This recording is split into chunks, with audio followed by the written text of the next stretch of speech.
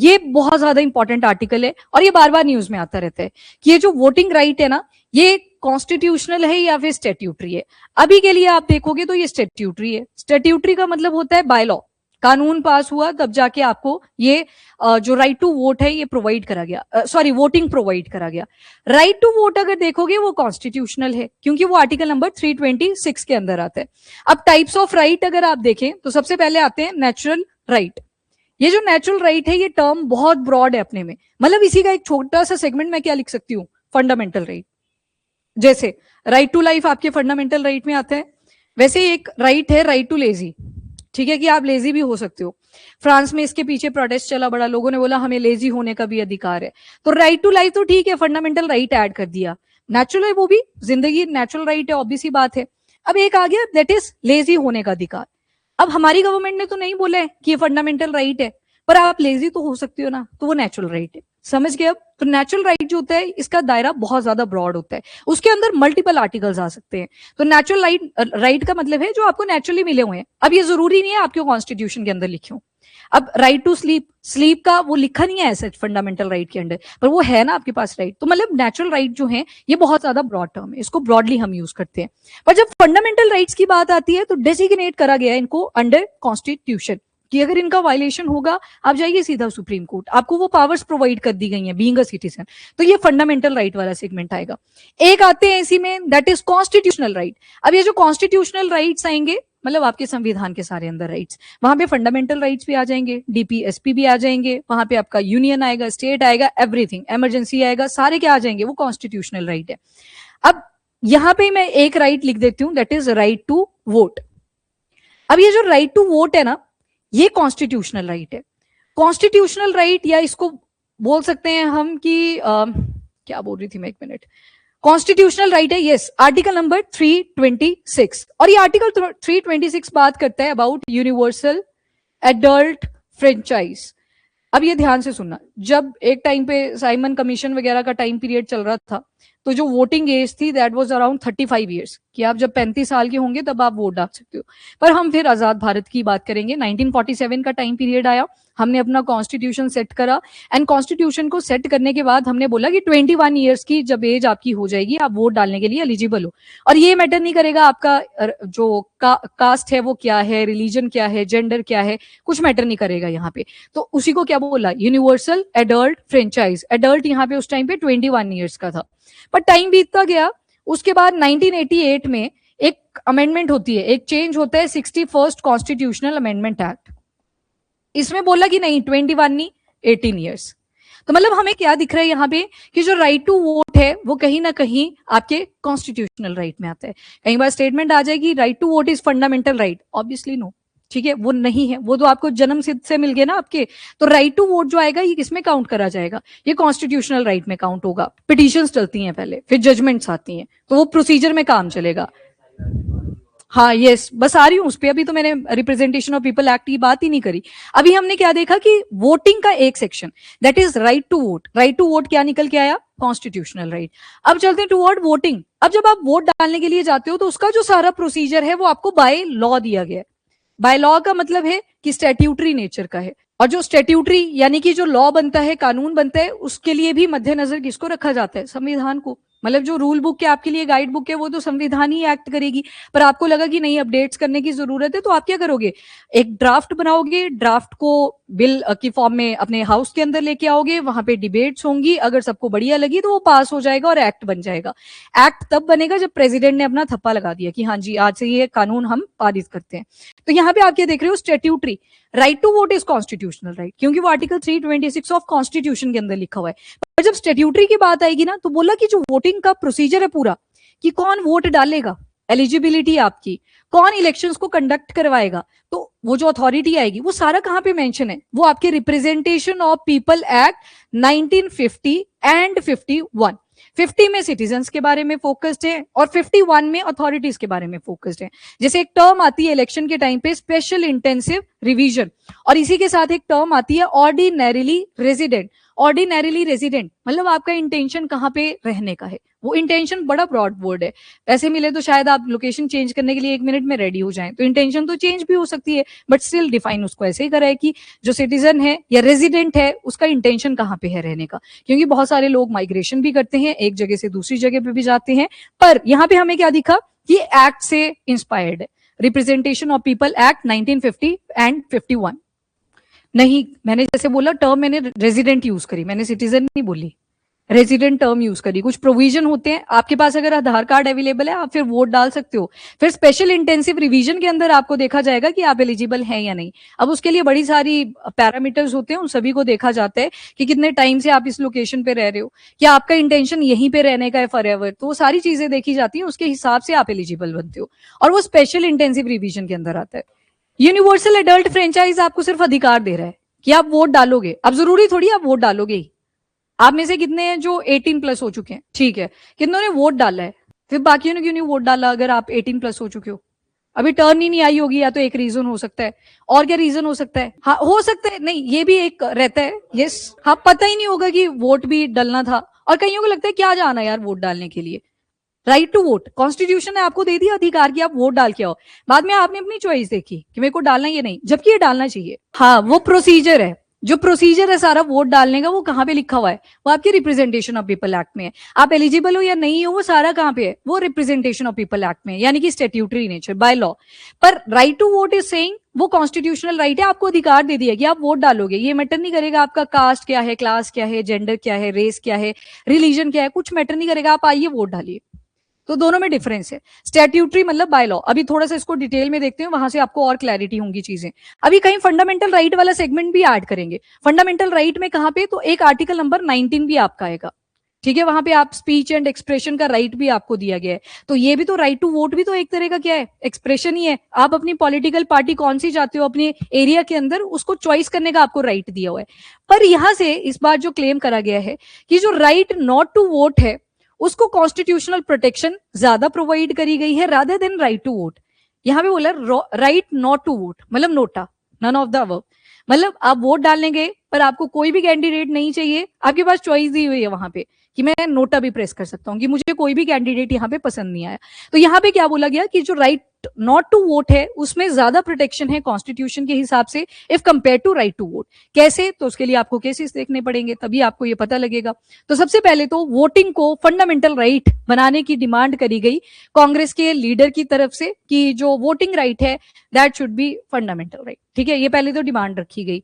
पर यहाँ पे आप देखोगे आते आते कि जो फंडामेंटल राइट है उसकी जो वैल्यूज है वो कुछ और है। नहीं तो राइट टू प्रॉपर्टी आज भी फंडामेंटल राइट ही होता, पर अब तो उसको लीगल राइट बना दिया गया है। क्यों? क्योंकि देखो राइट टू प्रॉपर्टी, जैसे आपके पास जमीन होती है पर सरकार को कोई हाईवे बनाना था, मतलब डेवलपमेंट करनी थी, अब वो जमीन वहां पे अड़ रही है, अगर वो फंडामेंटल राइट है वो आपसे स्नैच नहीं होगा, मतलब नहीं ले सकती सरकार आपसे उसको। तो उसके बाद इन्होंने क्या किया, कॉन्स्टिट्यूशन के अंदर अमेंडमेंट करा और क्या बोला कि प्रॉपर्टी को ना हम रखेंगे नहीं फंडामेंटल राइट, हम इसको बना देंगे लीगल राइट, और डाल दिया आर्टिकल नंबर 300A के अंदर, और वहां पे बोल दिया अब ये लीगल राइट है। मतलब सरकार को लगेगा ये प्रॉपर्टी हमें यूज होगी for the development of nation, तो उस टाइम पे हम इस राइट का जो वायलेशन है वो कर सकते हैं। ये कॉन्सिक्वेंस निकल के आएंगे इसके। ऑब्वियस सी बात है, जब फंडामेंटल राइट निकल गया, किसी ने स्नैच करने की ट्राई करी, वायलेशन हुआ, तो अब कहां जा सकते हैं, अब सुप्रीम कोर्ट जा सकते हैं। ईसीआई डिसॉल्व नहीं होगा, वो तो कंडक्ट भी करवाएंगे ना इलेक्शन, डिसॉल्व नहीं होगा। पावर कहीं ना कहीं वो जो ऑटोनॉमी उनको दे रखी है, आज के टाइम पे बोला है कि जो ऑटोनॉमी उनको मिली हुई है उसका वो मिसयूज करते हैं। ये एलिगेशन लगाए गए हैं ऑपोजिशन के थ्रू भी, बहुत सारी जनता के जो सेगमेंट है हमारे उनके थ्रू भी। तो उस पर फिर अकाउंटेबिलिटी का एक सवाल उठेगा कि कल को वो ऐसे वायलेशन करते हैं किसी के राइट टू वोट की, अगर right to vote fundamental right बन जाता है, फिर क्वेश्चनिंग आपसे जो ईसीआई है उनसे करी जाएगी, उनको फिर अकाउंटेबल होना पड़ेगा। तो डेफिनेटली यस, पावर में रहेंगे, काम भी करेंगे, अकाउंटेबिलिटी ज्यादा बढ़ जाएगी अगर फंडामेंटल राइट के अंदर इसको इंक्लूड करा जाता है। नाउ सुप्रीम कोर्ट ने अभी भी क्या बोला है कि जो राइट टू वोट है that is a statutory right. Statutory मतलब बाय लॉ ये मिला, जो मैंने आपको शुरुआत में समझाया कि जो पूरा का पूरा प्रोसीजर है वो तो स्टैट्यूटरी नेचर का ही है, बट बाकी जो राइट टू वोट अधिकार आपको दिया हुआ है that comes under constitutional right. वहां पे तो डिफरेंशिएशन करी। अब इसके लिए ना क्या होता है कि स्टैट्यूटरी राइट जैसे मैंने आपको समझाया, रिप्रेजेंटेशन ऑफ पीपल एक्ट 1950 और रिप्रेजेंटेशन ऑफ पीपल एक्ट 1951, ये आप पढ़ते हो और ये मेंस में आता है इसके ऊपर सवाल, क्योंकि रिप्रेजेंटेशन ऑफ पीपल एक्ट के अंदर हमारी जो एडमिनिस्ट्रेशन है वो कैसे कैसे काम करेगी, सारे सेगमेंट इसमें कवर है। एक बार आ गया कि कौन से सेक्शंस हैं रिप्रेजेंटेशन ऑफ पीपल एक्ट 1951 के जो करप्शन के साथ डील करते हैं, सीधा सा सवाल आ गया, तो ये करंट ओरिएंटेड ज्यादा रहता है, तो उसको ठीक से प्रिपेयर करना है। नाउ नेक्स्ट इज पार्लियामेंट क्या क्या रेगुलेट कर सकता है, कौन क्वालिफाई है अपना वोट डालने के लिए, कौन डिस्क्वालीफाई रहेगा, एंड इलेक्टोरल प्रोसीजर क्या रहेगा, कैसे इलेक्शंस को वहां इन एरियाज के अंदर कंडक्ट करवाया जाएगा। अब आते हैं जो जजमेंट्स आई इनके ऊपर, राइट टू वोट के ऊपर। अब एक आता है एनपी पुन्नुस्वामी वर्सेस रिटर्निंग ऑफिसर, 1952 का केस है। इन्होंने बोला राइट टू वोट और इलेक्शन कंटेस्ट करना ये कैसा राइट है, दैट इज स्टैट्यूटरी राइट। पर अभी आपने जब डिस्टिंग्विश करा तो हमने देखा कि जो राइट टू वोट है दैट इज कॉन्स्टिट्यूशनल राइट। वो कॉन्स्टिट्यूशनल राइट है पर फंडामेंटल राइट नहीं है। अब ये चीज क्लियर है, फंडामेंटल राइट आपके पॉलिटी के पार्ट नंबर 3 के अंदर मेंशन है। पार्ट नंबर 3 में आर्टिकल नंबर 12 से आप शुरू करते हैं अप टू आर्टिकल नंबर 35, 11वां पार्लियामेंट को पावर देता है कि सिटीजनशिप से रिलेटेड अगर आपको कोई भी चेंजेस करने हैं आप कर सकते हो, तो वो सिटीजनशिप के साथ चला गया। तो 12 से लेके 35 तक आप देखेंगे फंडामेंटल राइट आएंगे, उसके बाद डीपीएसपी शुरू हो जाते हैं। एंड फंडामेंटल राइट के लिए आपका जो ऑनरेबल सुप्रीम कोर्ट है ये हमेशा रेडी रहता है टू प्रोटेक्ट देम, ठीक है, बड़ी सारी जजमेंट्स आती है उनके रिस्पेक्ट में। तो पहला केस आया एनपी पुन्नुस्वामी वर्सेस रिटर्निंग ऑफिसर 1952, जिसमें बोल दिया गया कि ये स्टैट्यूटरी है ना कि fundamental right. Next is Jyoti Basu versus Devi Ghoshal 1982, इन्होंने भी रीअफर्म करा सेम चीज कि जो वोटिंग है दैट इज कैसा राइट है, स्टैट्यूटरी राइट है ना कि fundamental right. Kuldip Nayar versus union of India 2006, इन्होंने बोला कि जो डेमोक्रेसी है that is a basic part of our constitution, basic structure है उसका, तो जो इंडिविजुअल राइट टू वोट है ये स्टैट्यूट से ही आता है। यानी कि इन्होंने भी क्या बोला, सेम ही चीज बोली, स्टैट्यूटरी राइट। जब नोट्स बनाओगे इसके तो बस केसेस के नाम लिख लो, एनपी पुन्नुस्वामी, ज्योति बासु और कुलदीप नायर, और सबको ऐसे बॉक्स में पैक करो और आगे लिख दो कि इन्होंने सभी ने क्या बोला था कि स्टैट्यूटरी राइट है हमारा वोटिंग का, ठीक है, ये वोटिंग राइट। और भी बड़े सारे हैं इसके रिलेटेड, रिवर्स में जब पढ़ेंगे कभी तो उस टाइम पे आप उनको लर्न कर लेना, अभी के लिए स्किप भी कर सकते हो। अब आते हैं कॉन्स्टिट्यूशनलाइजेशन ऑफ वोटिंग राइट की, कैसे कर सकते हैं इस प्रोसेस को। तो सबसे पहले तो एक आपके एडीआर आते हैं, that is association for democratic reform case. इसमें बोला राइट टू नो, मतलब जो भी कैंडिडेट आपके एरिया से खड़े हुए हैं उनके बारे में आपको पूरी डिटेल पता होनी चाहिए कि कोई क्रिमिनल रिकॉर्ड तो नहीं वो होल्ड करते, यानी कि क्रिमिनल एंटीसीडेंट, मतलब पास्ट में कोई ऐसी हिस्ट्री तो नहीं उनकी रही है जिसमें कोई हीनियस क्राइम का एलिगेशन था या प्रूव हो चुका था, वो कन्विक्ट तो नहीं थे। नंबर 2, उनकी एजुकेशनल क्वालिफिकेशन क्या है, ये पूछ सकते हो आप, पर ये जरूरी नहीं है कि जो पॉलिटिशियन है वो एजुकेशन के हिसाब से क्वालिफाइड हो, कि पूरा पढ़ा लिखा हो, ठीक है, वहां पे एजुकेशन पैरामीटर नहीं है। फाइनेंशियल एसेट कितने हैं कैंडिडेट के पास, प्रॉपर्टीज एंड ऑल, अगर कोई पूछना चाहता है तो यहाँ पे राइट टू नो का जो प्रोविजन है ये होना चाहिए। क्यों? क्योंकि यहाँ पे article number 19 clause 1 sub clause ए है जो कि बात करता है freedom of speech and expression. तभी तो प्रेस क्वेश्चन पूछ लेती है, आजकल थोड़ी डिस्ट्रैक्टेड है, थोड़ी नहीं ज्यादा, बट स्टिल यहाँ पे article number 19 clause 1 sub clause ए पावर प्रोवाइड करता है freedom of speech and expression. Then आता है peoples union for civil liberty, that is PUCL versus union of India 2003। इन्होंने भी सेम चीज बोली कि जो वोटिंग है ये कैसा राइट रहेगा, स्टैट्यूटरी। और फ्रीडम है हमें इन्फॉर्म चॉइस बनाने की। इन्फॉर्म चॉइस मतलब जो पीछे बोला गया कि जो कैंडिडेट खड़े हुए हैं उनके बारे में हमें इंफॉर्मेशन होनी चाहिए कि कोई उनके ऊपर क्रिमिनल चार्जेस तो नहीं थे। नंबर 2, उनका एजुकेशनल क्वालिफिकेशन क्या है, फाइनेंशियल एसेट क्या है। तो इन्फॉर्म चॉइस का हमारे पास राइट है एज पर जो freedom of speech and expression है, that is article number 19 clause sub clause A 1 sub clause ए। एक आ गया नोटा जजमेंट, ये आया था 2013 में। नोटा को इंट्रोड्यूस कर दिया जाता है, यानी कि नन ऑफ द अबव, कोई भी कैंडिडेट मेरे को पसंद नहीं आया तो मैंने दबा दिया नोटा। अब यहाँ पे बोला कि आप सारे कैंडिडेट्स को रिजेक्ट भी कर सकते हो, पर अगर राइट टू वोट, अब देखना यहाँ पे वो जो पहली स्टेटमेंट थी जहां से ये आर्टिकल शुरू हुआ कि जो राइट नॉट टू वोट है वो ज्यादा प्रोटेक्टेड है कॉन्स्टिट्यूशन के हिसाब से if compare to right to vote. अब राइट नॉट टू वोट मतलब आप जाके आए वहां पे, आपने नोटा प्रेस कर दिया, मतलब एक पॉइंट एज मिली हुई है राइट नॉट टू वोट को, नन ऑफ द अबव। आपके पास चॉइस दे रखी है कि अगर आपको कोई भी कैंडिडेट पसंद नहीं है आप एटलीस्ट वहां पे जाओ, तो अब वहां पे डालो तो कि हमें कोई भी कैंडिडेट यहाँ पे ठीक नहीं लग रहा है, मुझे कोई भी पसंद नहीं है। पर राइट टू वोट की अगर बात करें वो चला गया आपका आर्टिकल 326 के अंदर, तो वो अगर उसका वायलेशन हुआ वो फिर प्रोटेक्टेड नहीं है। जैसे स्पेशल इंटेंसिव रिवीजन जब होते हैं, बड़े सारे लोग अपना वोट डालना चाहते हैं पर स्पेशल इंटेंसिव रिवीजन के दौरान उनको डिस्क्वालीफाई कर दिया जाता है, कोई भी रीजन बता के। कईयों को बोला जाता है आप अपने पासपोर्ट में आपकी जो अपडेट है वो मैच नहीं कर रही, पर लास्ट टाइम जब उन्होंने वोट डाला था तब कोई कॉन्फ्लिक्ट वैसा रेज नहीं हुआ था, वहां पे कॉन्फ्लिक्ट इमर्ज हो जाता है कि एडमिनिस्ट्रेटिव जो हर्डल्स हैं वो वहां पे ऐड ऑन हो जाते हैं। तो यहाँ पे बोला कि नोटा जजमेंट 2013 में आपने नन ऑफ द अबव भी ऐड कर दिया, but none of the above जो है इसको ज्यादा प्रायोरिटी मिली है if compare to right to vote. देखो ये क्या चीज बोल रहा है यहाँ पे, पहले इसकी वैल्यू समझो। राइट टू वोट जिसको बोला हुआ है कि कॉन्स्टिट्यूशनल राइट तो है, ठीक है, अब बोल रहे हैं कि फंडामेंटल बना दो उसको। फंडामेंटल क्यों यहाँ पे देखो, यहाँ पे इन्फॉर्म चॉइस बोली ना ऊपर, इन्फॉर्म चॉइस मतलब मुझे पता है मेरे कैंडिडेट्स ठीक नहीं है, इनका कोई क्रिमिनल रिकॉर्ड है, वोट डालने तो गया वो पर्सन, पर उसको चॉइस दे दी कि जरूरी नहीं है कि तो कैंडिडेट में से कोई पिक करना है। राइट टू वोट तो है, पर चॉइस तो दे दी ना कि आपको कैंडिडेट पसंद नहीं आया तो आप नोटा दबा सकते हो। यस, 19 क्लॉज 1 सब क्लॉज ए में आ गया। अब सेम चीज right to vote, special intensive revision जब होता है, कई बार पिछली बार वो वोट डाल के आए तब कोई डॉक्यूमेंट में इशू नहीं था, अगली बार वो दोबारा से वोट डालने के लिए जाते हैं, इस बार अचानक से डॉक्यूमेंट में इशू आ जाता है। कई बार बोलते हैं कि फोटोज मैच नहीं कर रही, कई बार बोल दिया कि आपके जो नाम में पहले ए लिखा हुआ था अब ए यहाँ पे नहीं है तो आपको डिस्क्वालीफाई करा जाता है। मतलब वो जो प्रिंट वाले मिस्टेक्स भी हो जाते हैं ना, कई बार उस बेस पे भी आपको कई बार रिजेक्ट कर दिया जाता है। तो ये क्या बोल रहा है कि आपने तो राइट टू वोट को डिनाई कर दिया। तो अगर ये फंडामेंटल राइट होगा, राइट टू वोट, अगर अब फंडामेंटल राइट हुआ तो ये केस कहां पे जाएगा फिर? यहाँ पे इंपॉर्टेंस की बात करी हुई है। आप ठीक बोल रहे हो कि अगर मैं वोट डालने गया तो राइट टू वोट तो मिल ही गया मुझे, मैंने वोट डाला, मैंने नोटा डाला, वो मैटर ही नहीं करता, फिर राइट टू वोट तो मिल गया। पर ये क्या इंडिकेट कर रहा है उसकी वैल्यू समझो। आप जब वोट डालने के लिए गए आपको नोटा की ऑप्शन दी हुई है कि आपको कैंडिडेट पसंद नहीं आए, आपके पास इन्फॉर्म चॉइस थी, ये कैंडिडेट मेरे हिसाब से नहीं एलिजिबल होने चाहिए थे, तो मेरे को नोटा दबाने की ऑप्शन दी गई, मतलब उसको ज्यादा प्रायोरिटी दी गई है compare to right to vote. निकल गया मतलब क्या रिजेक्ट हुआ है, एक्सेप्ट हो गया? नहीं जा सकते अभी, क्योंकि ये फंडामेंटल राइट नहीं है। यहाँ पे सारे इकट्ठे जाएंगे, तो नोटा तो बाद में आएगा ना जब आप वोट डालने के लिए जाओगे। एंड इसको आप अपने पर्सनल पॉइंट ऑफ व्यू से सोच रहे हो, यहाँ पे स्पेशल इंटेंसिव रिवीजन के साथ इसको सोचो। जो डिस्क्वालीफाई हो जाते हैं तभी तो पिटीशन डलती है, ऐसे थोड़ी सुना आपने कि मेरा वोट यहाँ पे हर्ट हुआ है, पिटीशन डलेगी, पब्लिक बिहाफ के ऊपर कोई एक पर्सन आगे जाएगा, पब्लिक इंटरेस्ट लिटिगेशन डालेगा वहां पे अकेला अकेला कोई इंडिविजुअल नहीं गया। आप इसको ऐसे सोच रहे हो, मैं बता देती हूँ, ये आरुष ऐसे सोच रहा है कि मतलब मैं एलिजिबल हूँ वोट डालने के लिए, अब मैं वोट डालने के लिए गया तो मुझे मेरा राइट टू वोट मिल गया, अब मैंने नोटा दबा दिया, यही बोल रहे हो ना आप? ये चीज नहीं है यहाँ पे इसको जोड़ा गया है वैल्यू के साथ।